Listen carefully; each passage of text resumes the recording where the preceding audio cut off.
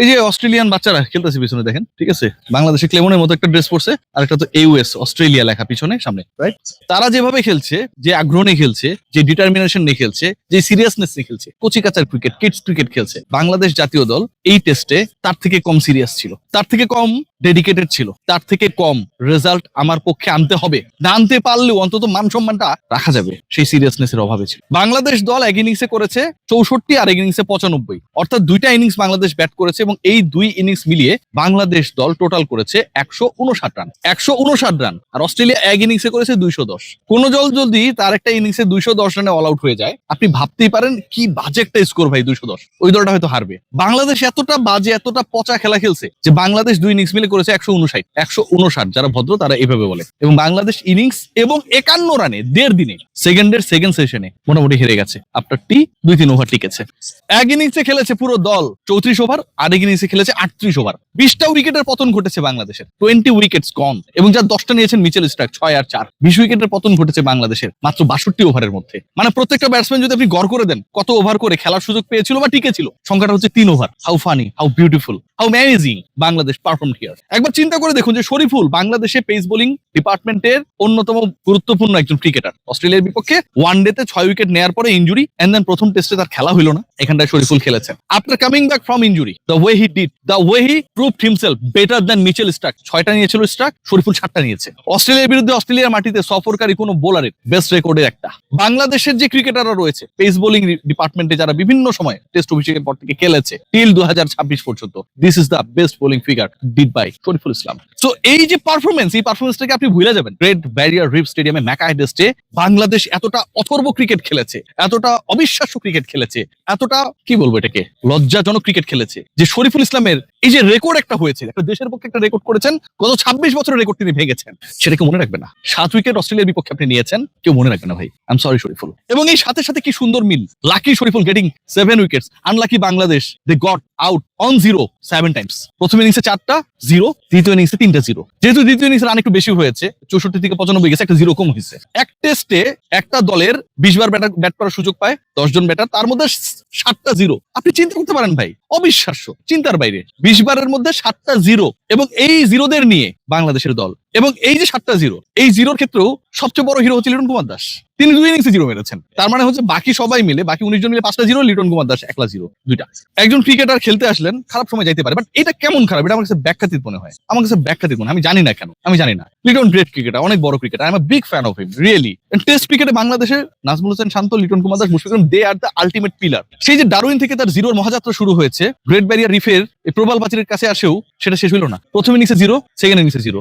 10 বল খেলার পরে যেভাবে আউট হয়ে গেছেন, উইকেট বিলিয়ে দিয়ে এসেছেন, কোনো ব্যাখ্যা নেই। একজন ক্রিকেটার কত বড় লাকি হতে পারে যে অস্ট্রেলিয়ায় গিয়ে সেঞ্চুরি করেছেন। তানজিদ তামিম কত বড় লাকি হতে পারে এখানে এসে 5 মেরেছেন। মেহেদী হাসান মিরাজ, হাসান মাহমুদ কিংবা শরীফুল ইসলাম। আরেকজন ক্রিকেটার কতটুকু আনলাকি হতে পারেন যে তার প্রজন্মের ম্যাক্সিমাম লেজেন্ড ক্রিকেটার যারা অস্ট্রেলিয়া আসার খেলার সুযোগই পাননি টেস্ট ক্রিকেটে, তিনি সুযোগ পেলেন 2 টেস্টে 3 ইনিংসে প্রত্যেকটাতে 0 মারলেন। লিটনের পুরো ক্যারিয়ারকে যদি আপনি ন্যারেট করেন, ডন ব্র্যাডম্যানের ওই লাস্ট ইনিংসে 0 যেমন আলোচনায় থাকবে, এত কৃতিত্বের পরেও লিটন বাংলাদেশের প্রেক্ষাপটে এত বড় ক্রিকেটার, এত অবদান তার, অস্ট্রেলিয়ার বিপক্ষে তিনি 3 ইনিংসে কোনো রান করতে পারেন নাই। এই আলোচনা থাকবে ভাই, এই আলোচনা ব্যাখ্যাতীত আলোচনা। লিটন কুমার দাস এখানটা এসে রান করতে পারেন না, এটা কেউ বিশ্বাস করে না।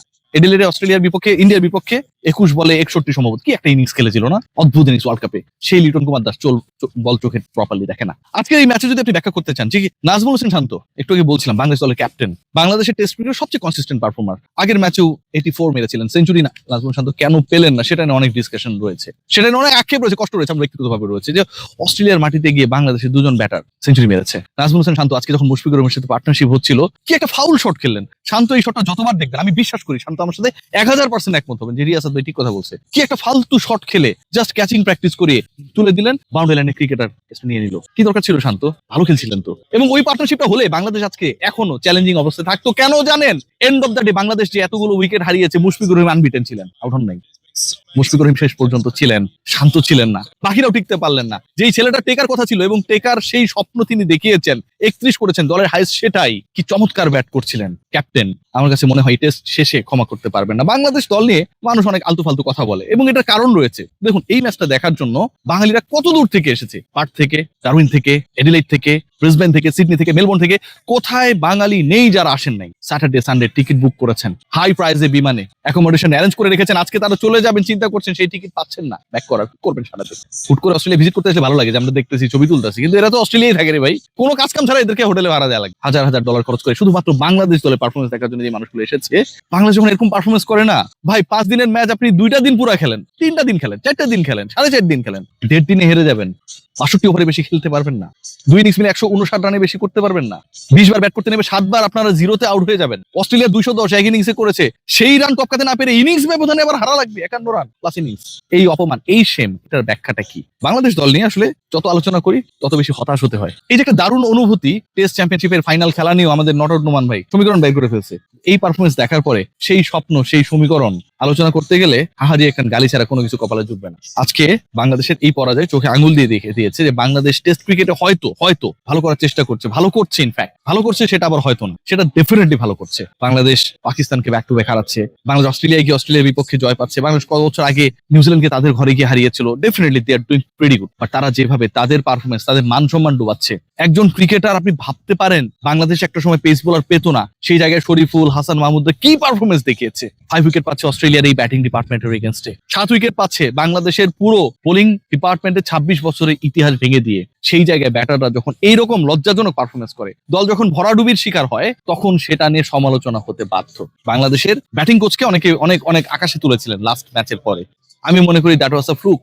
ওই ম্যাচে তানজিদ হাসান তামিম অবিশ্বাস্যভাবে ভালো খেলেছেন, নাজমুল শান্ত রেগুলারই ভালো খেলেন, ব্যাটিং কোচ থাকুক আর না থাকুক শান্তর জন্য দরকার নেই। কিন্তু এটা হচ্ছে রিয়েল পিকচার। ব্যাটিং কোচ কতটা প্রভাবশালী আর ব্যাটাররা সেই প্রভাবে কতটা প্রভাবিত, সেটা রিয়েল পিকচার কি জানেন? সেটা রিয়েল পিকচার আপনি 64তে অল আউট হওয়ার পরে যখন 95 বেশি করতে পারবেন না। আপনি 64তে অল আউট হওয়ার পরে যদি পরের ইনিংসে 295 করতেন, credit you can give to the batting coach, যে তিনি আসলে মাথা ঘুরিয়ে দিয়েছিলেন, থিঙ্কিং এর জায়গাটায় পরিবর্তন এনেছিলেন। বাংলাদেশ করতে পারে নাই, বাংলাদেশ করতে পারে না, এই দলকে নিয়ে ভাবার রয়েছে। বাংলাদেশের পেস ডিপার্টমেন্ট যেভাবে বাংলাদেশকে অবিশ্বাস্যভাবে একটা জায়গায় নিয়ে গেছে, বাংলাদেশের পেস ডিপার্টমেন্ট বাংলাদেশকে যেভাবে এমন একটা পর্যায়ে নিয়ে গেছে যেখানটায় আপনি কনফিডেন্স নিয়ে বলতে পারেন, কনফিডেন্টলি আপনি বলতে পারেন যে আপনার দলে আর কিছু থাক আর না থাক, বোলাররা একটা কম্পিটিশন ক্রিয়েট করতে পারে। লাস্ট ম্যাচে সেটা করেছিল, পাকিস্তান এগেইনস্টে করেছিল। ব্যাটিং ডিপার্টমেন্টের এই ব্যর্থতা, 20 বারের মধ্যে 7 বার জিরোতে আউট হয়ে যাওয়া, লিটন কুমার দাসরা ইনিংসের পর ইনিংস ব্যাট করলেও শেষ পর্যন্ত রানের খাতা খুলতে না পারা, নাজমুল শান্তরা সেট হওয়ার পরেও যেভাবে উইকেট বিলিয়ে দিয়ে আসেন, এগুলো আসলে প্রফেশনালিজম কিংবা কনসিস্টেন্সি কোনোটাকে ইঙ্গিত করে না। Shameful performance team Bangladesh.